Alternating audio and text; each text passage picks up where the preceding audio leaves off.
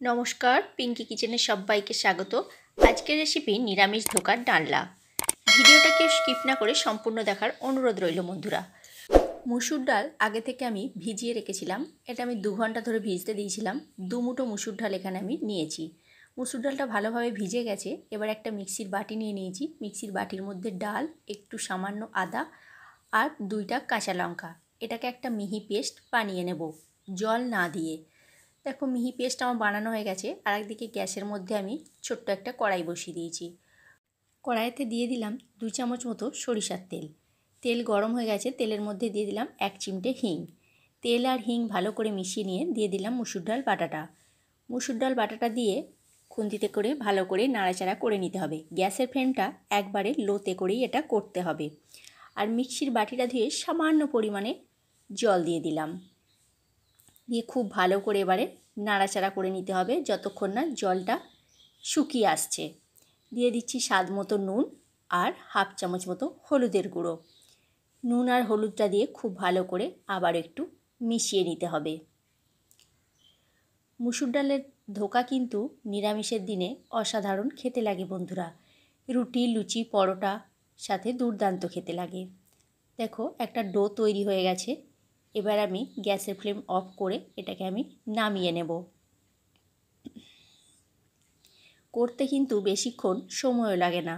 আর তোমরা যদি মনে করো এইভাবে না করবে, তোমরা বড়া করেও করতে পারো। কিন্তু বড়া করে করার থেকে এইভাবে করলে তার টেস্টটা বেশি হবে। ডোটা আমি ঠান্ডা করতে দিয়ে দিলাম। হাতে করে একটু সমান করে নিয়ে ঠান্ডা করতে দিয়ে দিয়েছিলাম। ঠান্ডা হয়ে গেছে। এবারে ছুরিতে করে পিস পিস করে কেটে নিচ্ছি। তোমরা যেমন আকারের করবে সেরকম আকারের করে নিতে পারো। আমি এইভাবে পিস করে নিচ্ছি। এবারে আরেকটা অন্য কড়াই বসিয়ে দিয়েছি। কড়াইয়ের মধ্যে দিয়ে দিলাম বেশ কিছুটা পরিমাণে সরিষার তেল। তেলটা গরম হয়ে গেছে। এবার এক এক করে এই ধোকাগুলোকে ভেজে নেব। এক পিঠ হয়ে গেছে, আর এক পিঠ আমি উল্টে দিলাম। উল্টে পাল্টে লাল লাল করে এগুলোকে আমি ভেজে নেব।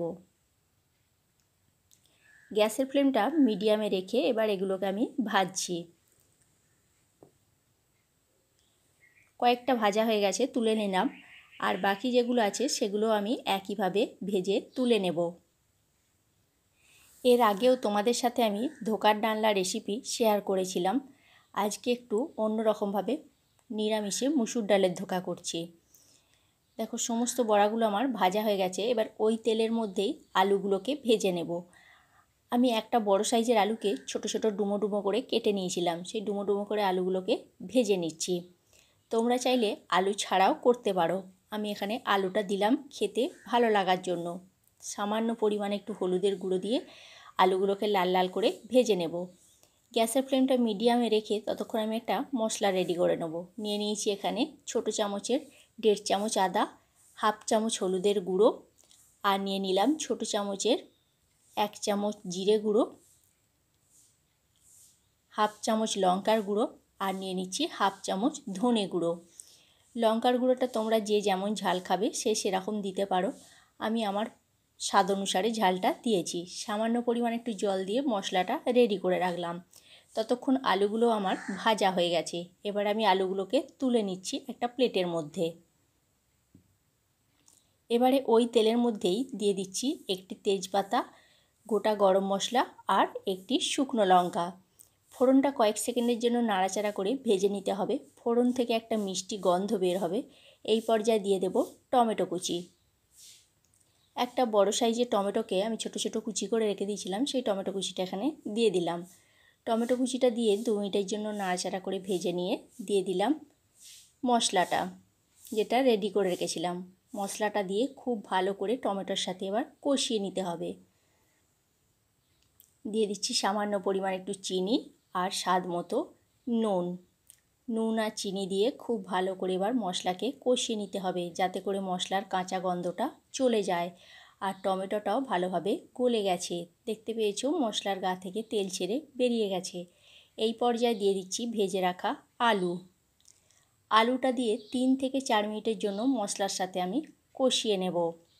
বন্ধুরা, ভিডিওর রেসিপি তোমাদের যদি ভালো লেগে থাকে লাইক কমেন্ট শেয়ার করো। আর আমার চ্যানেলে যদি নতুন বন্ধু হয়ে থাকো তাহলে আমার চ্যানেলটা সাবস্ক্রাইব করার অনুরোধ রইল। পাশে থাকা বেল আইকনটা প্রেস করে দিও, তাহলে কি হবে, যখন কোনো নিত্য নতুন আমি ভিডিও আপলোড করব সাথে সাথে নোটিফিকেশান তোমাদের কাছে পৌঁছে যাবে, তোমরা ভিডিওটি দেখতে পাবে। ফেসবুক পেজ থেকে দেখে থাকলে আমার পেজটি ফলো করে নিও। মশলা কষিয়ে নিয়ে জল দিয়ে আমি ঢাকা দিয়ে দিয়েছিলাম মিনিট 5 জন্য। মিনিট 5 পর আমি আবারও ফিরে এসেছি, ঢাকনাটা খুলে দিয়েছি। আলুগুলো দেখছি সিদ্ধ হয়েছে নাকি। আলুগুলো খুব ভালোভাবে সিদ্ধ হয়ে গেছে। এবারে এই পর্যায়ে আমি দিয়ে দিচ্ছি ভেজে রাখা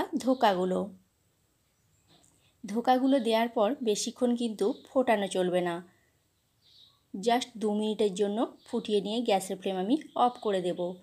ধোকাগুলো দিয়ে দিলাম, দিয়ে ওপর থেকে দিয়ে দিচ্ছি হাফ চামচ মতো গরম মশলার গুঁড়ো, আর দিয়ে দিচ্ছি 2 চামচ মতো কসুরি মেথি। যেহেতু এটা নিরামিষ রেসিপি, একটু গরম মশলা দিলে খেতে বেশ ভালো লাগবে। এবারে গ্যাসের ফ্লেম অফ করে এটাকে কিছুক্ষণ স্ট্যান্ডিং টাইমে রেখে দেব, তারপর এটাকে পরিবেশন করব। তাহলে কেমন লাগলো বন্ধুরা আমার এই নিরামিষ মসুর ডালের ধোকার ডালনা রেসিপিটা? অবশ্যই কমেন্ট করে কমেন্ট বক্সে জানিও তোমরা।